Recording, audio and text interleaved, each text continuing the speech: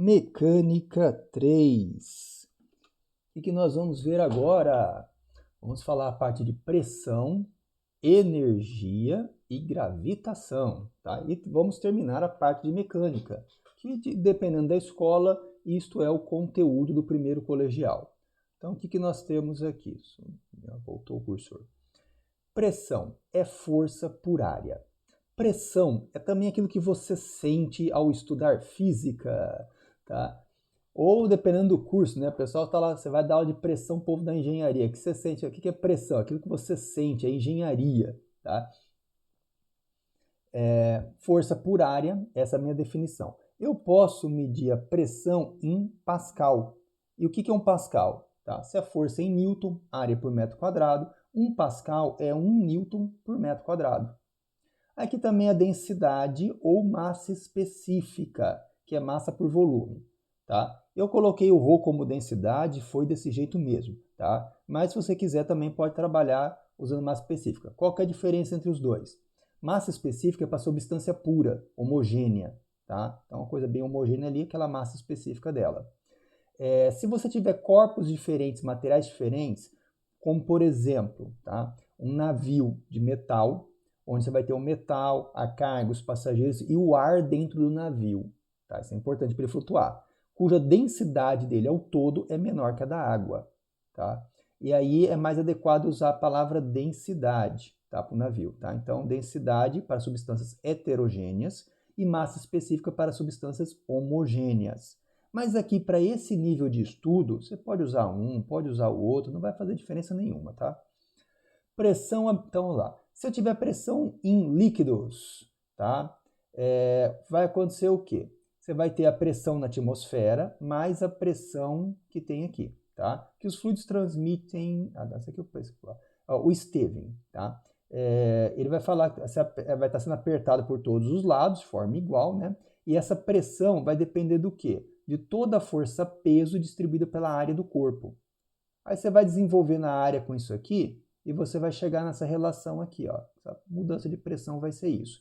Pressão efetiva é a variaçãozinha da pressão aqui de um lugar para o outro. A pressão absoluta leva em consideração a pressão atmosférica, tá? Normalmente, essa pressão atmosférica no planeta Terra, ao nível do mar, vai ser 1 atm, tá? Quanto que é 1 atm? 1,0310 a quinta Pascal ou Newton por metro quadrado, que é a mesma coisa, tá?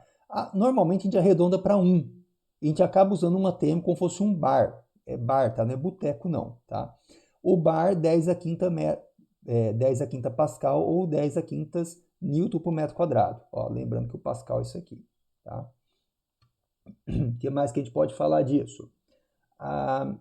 Aqui no empuxo, o Arquimedes tinha que resolver um problema lá, né? E descobriu que o peso do fluido deslocado é igual ao empuxo que ele provoca aqui no corpo. Então, o peso do fluido que ocuparia esse lugar está competindo com o corpo. E então ele empurra esse corpo para cima, tá? Daí que vai nascer o empuxo, que ele é o peso do fluido deslocado. Então, massa específica do líquido, né, ou densidade do líquido, vezes o volume submerso, vai dar o quê? A massa do fluido que teria ocupado aquele lugar. E a gravidade, ou seja, o peso, tá? Massa vezes gravidade é o peso. Então, o empuxo é o peso do fluido deslocado, assim que nasce essa formulinha. O peso aparente é quem? É o peso real dele menos o empuxo. Então, fica mais leve ali dentro da água. Então, você tem um peso aparente menor. Uma pessoa dentro da piscina é muito mais fácil levantar dentro da água do que fora, porque você está trabalhando com o peso aparente, tem um empuxo dela ali. Se o corpo estiver flutuando bonitinho na paz, tranquilo ali, né, o que acontece? O peso vai ser igual ao empuxo. Tá? O empuxo de quem? Só do volume submerso. Tá? Então você tem que levar isso em consideração. Quanto maior o peso aqui, maior vai ser o volume submerso que vai estar acontecendo. Então o navio, você vai carregando ele vai afundando um pouquinho. Se você carregar ele demais, ele afunda inteiro. Tá? Ainda mais legal você imaginar um navio, aqueles navio pirata, né, de madeira, cheio de ouro dentro, transbordando de ouro. O ouro é extremamente denso, ele é mais denso que o chumbo. Tá? Então, um navio daqui, se fosse um navio com o casco inteiro cheio de ouro, aquilo ia afundar mais rápido que uma pedra. Tá? Então, se algum desenho animado tiver um negócio desse, ou um filme tiver isso, é forçar demais as leis da física ali. Então, vamos para a lei de Pascal. Os fluidos transmitem integralmente a pressão que recebem. Você aperta aqui, faz uma pressão aqui de força por área e vai ser transmitido em todos os lugares aqui, tá? Então, a variação da pressão de um lado é igual à variação da pressão do outro. Então, força por área aqui, tá? Desse jeito aqui. Essa fórmula é a mais usada, que a ideia central é essa. Mas, quem sabe, né, alguém queira se preocupar e perceber que a variação de volume aqui é a mesma desse lado. Volume, área vezes altura. Ah, tá bom. E o trabalho realizado de um lado também vai ser o trabalho realizado pelo outro. E trabalho é força vezes distância, que a gente vai ver aqui também. Ah, então eu também posso trabalhar com isso aqui, pelo menos em módulo, né, que é o que interessa aqui, tá? Então, beleza, acabamos a parte de pressão. Vamos para o trabalho, tá? Então, temos trabalho de uma força. Uma força, tá, puxando um corpo e vai provocar um deslocamento. Dependendo do livro, é o ΔS, dependendo do livro, é D de distância, deslocamento, tá? Então, é ao gosto do freguês. A força que provoca o deslocamento é a força que realiza trabalho. Qual que é o componente dessa força no sentido deslocamento? F cosseno θ. Ah, então eu posso colocar isso aqui, beleza. Se a força estivesse inteira aqui no deslocamento, ou no ΔS, né, o gosto do freguês, ia ser simplesmente F vezes D, ou F vezes ΔS, tá? Então o que interessa é o deslocamento aqui. Então, por exemplo, eu estou puxando ele para cá. Onde está a força normal? Está aqui para cima. Ó, 90 graus aqui com o deslocamento. Cosseno de 90 é zero, a força normal não realiza trabalho. E a força peso? Aqui, ó, 90 graus de deslocamento também não realiza trabalho nesse caso também, tá? Então, não vai ter. E a força de atrito? 180 graus, cosseno de 180 menos 1, tá? Então, ela vai ter um trabalho negativo, tá? Então, você pode trabalhar e desenvolver o trabalho desse jeito. O que mais que a gente tira disso? Bebendo água, né? Vamos colocar o quê? O gráfico, momento pornográfico, né? Colocar no gráfico aqui. A base, metros, vezes a altura em newtons, metro vezes newton, newton vezes metro, que vai dar o joule, que é a unidade do trabalho. Olha aqui, ó, newton vezes metro. Isso aqui que vai dar a unidade de trabalho, que é em joule. Ó, trabalho aqui. Trabalho é uma forma de energia. E é através das formas de trabalho que nascem as formulinhas de energia que a gente vai ver aqui, tá? E o que nós temos aqui? A área, o trabalho é numericamente igual à área. Então, calculo a área aqui, tá? Eu desenhei desse jeito, eu podia colocar seta de assim, fazendo isso, fazer um coraçãozinho, tanto faz aqui, tá? O que interessa é que a área é igual ao trabalho, tá? Daquele mesmo gráfico que você aprendeu lá no primeiro vídeo de velocidade de metros por segundo, com esse tempo aqui em segundo que você tira essa informação. Você usa aqui em outros lugares da física também. Vamos lá. Potência. O que é potência em física?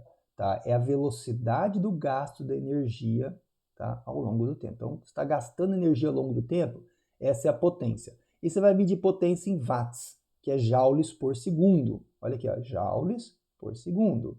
Tá? Se eu pego aqui na formulinha, coloco o trabalho, que é F ΔS, tá? O ΔS por ΔT vira velocidade e a força fica aqui. Então, vira essa formulinha aqui, bem rapidinho a dedução dela. Potência é força vezes velocidade. Você pode usar só a letra P para potência, mas para não confundir com P de peso, aqui eu preferi escrever pot. Às vezes o pessoal também usa o W, tá? Às vezes W para trabalho, aqui eu usei a letra tal, que é o T minúsculo grego, tá? O tal maiúsculo grego é igualzinho ao nosso T, tá? Então não muda nada, só o minúsculo. Você pode estar usando outras maneiras aqui, mas isso aqui funciona bem, tá? Eu escolhi fazer essa. Estamos falando de energia, tem a questão da fórmula do tio Einstein, que ele publicou isso aqui em 1905, tá? Que energia é igual massa vezes velocidade da luz ao quadrado. A velocidade da luz aqui é 3,10 metros por segundo, que é a fórmula mais famosa de física e que você não usa muito ela no colegial, tá? Mas o legal, só para mostrar de curiosidade, é que essa energia é medida em joules, a massa em quilogramas e essa velocidade em metros por segundo. Isso mostra que a massa é uma forma da energia ficar armazenada. Tá? Na bomba atômica lá de Hiroshima, que explodiu dia 6 de agosto de 1945, havia uma quantidade, 50 kg de urânio e 1 kg sofreu fissão. Desse 1 kg, 1 grama de massa daqueles núcleos de 1 kg de urânio se transformou em radiação gama, seguindo essa proporção aqui. Tá? Então, daqui mostra como você pode tirar a energia da massa, tá? A matéria. Tá? Matéria é uma coisa, a massa é uma propriedade da matéria que está associada à energia que está armazenada ali dentro. Então, tá? Os próprios átomos são formas dessa energia ficar armazenada. Tá? E essa formulinha aqui tem tudo a ver com isso. Energia mecânica. Essa energia gravitacional a gente vai falar depois. Então, a energia mecânica, tá? A energia ela pode ter várias maneiras diferentes. Energia elétrica, energia térmica, energia sonora, energia luminosa, energia dos ventos, tá? Energia do raio que o parta, energia elétrica também, né? Tá? Mas o que interessa para a nossa parte aqui, o que é mais fácil transformar de uma para outra, são as energias mecânicas, energia cinética e as duas energias potenciais. Tá? Então, energia cinética é a energia do movimento, cinética de cinema, tem a ver com movimento, massa, velocidade ao quadrado, tá? Esse 2 está multiplicando, está dividindo, é a mesma coisa, tá? Não me vai errar isso. Se você realiza trabalho empurrando o corpo, o trabalho é a variação da energia cinética, aqui, ó, teorema da energia cinética. Esse nome bonitinho, só para explicar essa coisinha boba aqui, ó, tá? Você fez força, empurrou o corpo, o trabalho que você realizou vai se transformar em energia cinética do corpo, aumentando ou diminuindo, aí depende do jeito que for feito o trabalho. Também pode ter trabalho negativo, então a diminuição da energia cinética nesse caso. Temos também energia potencial gravitacional, ou para os íntimos, simplesmente energia potencial, tá? Isso aqui também é potencial, tá? Só para lembrar. De onde que isso aqui nasceu? É o trabalho da força-peso, ó. mg é força-peso, a distância que foi trabalhou é o h. Então seria o quê? Força vezes distância, tá? Daqui que nasceu energia potencial gravitacional, tá? Energia elástica. De onde que nasceu essa formulinha aqui, tá? Quando você faz o gráfico disso aqui, você vai ter a força vezes a distância, vai dar uma reta aqui subindo, né? E a base vai ser o x e vai ser a força que é kx.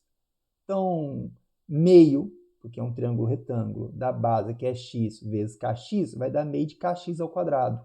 E aí nasceu a formulinha da energia potencial elástica. Ou para os íntimos, só energia elástica, que tá bom, certo, tá para o gasto. Então, energia mecânica são essas que se mudam de um lado para o outro. Fácil, aqui é cinética, potencial elástica. A conservação da energia mecânica. Fala que a energia mecânica inicial é igual à final, mais o trabalho das forças dissipativas. Tá? Se não tiver perda de energia, você já mata esse cara aqui, tá? Manda ele para o quinto dos infernos, que é lugar de coisa inútil, moral da história não seja inútil, e fica só com esses dois carinhas aqui. Ó. Mecânica inicial é igual a mecânica final. Abre tudo isso aqui para o início, joga um monte de coisa aqui, e tudo isso aqui para o final. E vai desenvolver, fazer a continha. Vai cortando tudo que é inútil, tá? Mandando para o quinto dos infernos, que é lugar de coisa inútil, tá? Não seja inútil, para não ir para lá também. E você vai trabalhar e desenvolver isso aqui. Depois temos o quê? A gravitação universal. Titio Newton descobriu que massa atrai massa. Quanto maior a massa, tá? Maior é a força de atração, que é massa vezes massa. Só que quanto maior a distância, menor vai ser a força, que vai dar dividindo. Isso aqui varia ao quadrado. Ele percebeu que existia uma proporção, mas ele não sabia calcular como. Então ele disse que existe uma constante gravitacional, que é o Gzão aqui, que ele não descobriu. Quem descobriu isso foi o Kevin Dish, que ele conseguiu medir a força de atração entre umas massas ali, né? Umas bolinhas de chumbo, eu acho, ou alguma coisa bem pesada, e ele conseguiu medir essa força com um fiozinho lá, uma torção, com muito cuidado, um dos 10 experimentos mais lendários da física, e deu para descobrir isso. Descobrindo isso aqui, ele podia trabalhar a força aqui, seria massa vezes gravidade, força peso, corta a massinha aqui, dá para descobrir a massa da Terra. O raio já era bem conhecido, desde Eratóstenes, que calculou o raio da Terra antes de Cristo, então ficou fácil aqui, ele descobriu a massa da Terra, que é quanto é esse valor aqui, ó. Então, o Kevin descobriu que a constante gravitacional tem esse valor, 6,6710 a menos 11, e essas unidades esquisitas, que é o que encaixa com a fórmula. Ó, tem que ter Newton aqui, tem que ter um Newton aqui também, tá? Aqui tem quilograma aqui ao quadrado, quilograma vezes quilograma, quilograma ao quadrado. Então tem que ter um quilograma ao quadrado dividindo para encaixar. Então tá aqui. Aqui tem metro ao quadrado embaixo, tem que ter um metro quadrado em cima para cortar com ele. Aí jogou tudo, descobriu a massa da Terra, que é esse montão de coisa aqui, ó, 10 a 24 quilogramas. Tá gordinha a Terra. Tá bom, então nós temos aqui. Se eu quiser descobrir a gravidade da Terra, tá bom, substitui o peso ali, corta, sai aqui. Ah, mas se eu for aumentando a altura, então tem a gravidade na superfície da Terra e a altura que você vai aumentando aqui, o raio da Terra. Você pode brincar com essa formulinha aqui, que isso aqui quase não aparece em muitos lugares.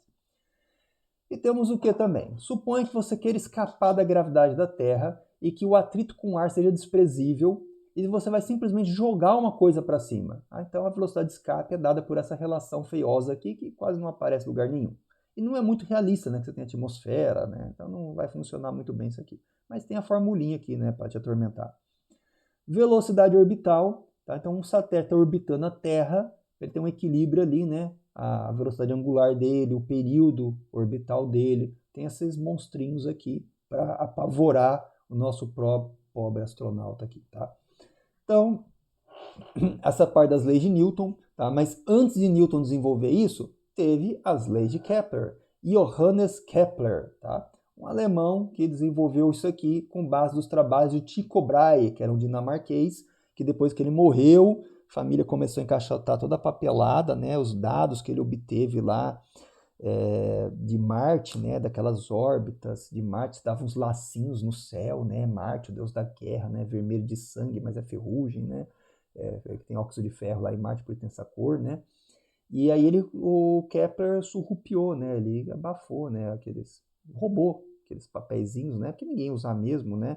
E ficou trabalhando, né, com aquilo durante muitos anos e chegou à conclusão que o Sol, tá? Ele era uma órbita quase circular, mas o Sol não ficava no centro, ele ficava no foco, né? Era um pouquinho amassadinho, ninguém notava a diferença a olho nu se eu desenhasse na escala certa disso aqui, tá? Então eu tive que dar uma amassada boa nesse negócio, parece um ovo esse negócio aqui, tá? E o Sol não está no centro, está num dos focos da elipse, tá?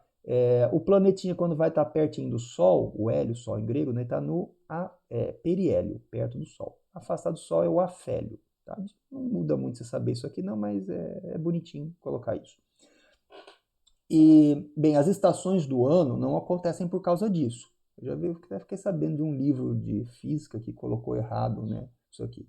É porque essa Terra tem uma inclinação no eixo de 23 graus e meio, e um hemisfério recebe mais luz desse lado e o outro menos. Aí quando troca, essa inclinação continua aqui, e um lado vai receber mais luz e o que recebia mais vai receber menos. Aí troca, que é inverno no norte, é verão no sul, e assim a mesma coisa ali, tá? Então vamos lá. Primeira lei de Kepler. As órbitas dos planetas são elípticas e tendo o Sol sobre um dos focos da elipse. Tá? Então você já gravou isso aqui, a primeira mais fácil, né? Segunda, as áreas percorridas por um planeta em mesmo tempo possuem valores iguais. Então, se eu tenho aqui, ó, se esse tempo daqui para cá é o mesmo, a área aqui vai ser igual a essa. Tá? Então, como essa proporção se mantém, eu posso simplesmente falar que a área 1 por tempo 1 é a área 2 por tempo 2. Então, beleza, aqui já era, acabou. E a terceira lei de Kepler? O período orbital ao quadrado, ó, esse aqui é o quadrado do período orbital, dividido pelo raio orbital ao cubo, ó, o raio orbital ao cubo aqui, é uma constante para todos os planetas de um sistema solar. Então é uma constante. Normalmente o pessoal chama essa constante de K. Como eu já estou usando o K para constante elástica nessa página aqui do formulário, eu só chamei de constante mesmo. E como é constante para o mesmo planeta, se eu pegar planeta A e planeta B do mesmo sistema solar, eu posso escrever essa formulinha desse jeito. Então, às vezes o cara coloca lá no exercício e escreve que é uma constante. Aí você tem que ficar esperto e usar desse jeito aqui. Tá? Mas dando essa pista aqui, vai rápido o resto. E quando seria essa constante? Tem como você trabalhar com ela, com umas continhas de nível de colegial, e chegar nisso aqui para a massa da estrela, né? Tá? Mas aí você vai com mais cuidado, o pessoal descobriu que tem a massa da estrela mais do planeta. Como o Sol ele ocupa mais de 99% da massa do sistema solar inteiro, não muda muita coisa isso aqui não. Júpiter também acontece a mesma coisa com suas luas orbitando ele, mas dada a massa de Júpiter, das luas dele ali, ele vai ter uma constante diferente do Sol com os planetas orbitando o Sol, tá? Então, todos os planetas orbitando o Sol vai estar a mesma constante. É praticamente a mesma constante, né? Porque tem a massa do planeta um pouquinho diferente aqui, mas perto da massa do Sol não muda nada. Então, você diz que é uma constante ali para todo o sistema solar, tá? Então, tem isso aí, tá? O que tinha para falar sobre a parte de mecânica era essa, e nós acabamos a nossa revisão aqui, nosso trabalho no formulário sobre mecânica. Tchau, até o próximo vídeo, que será sobre termologia.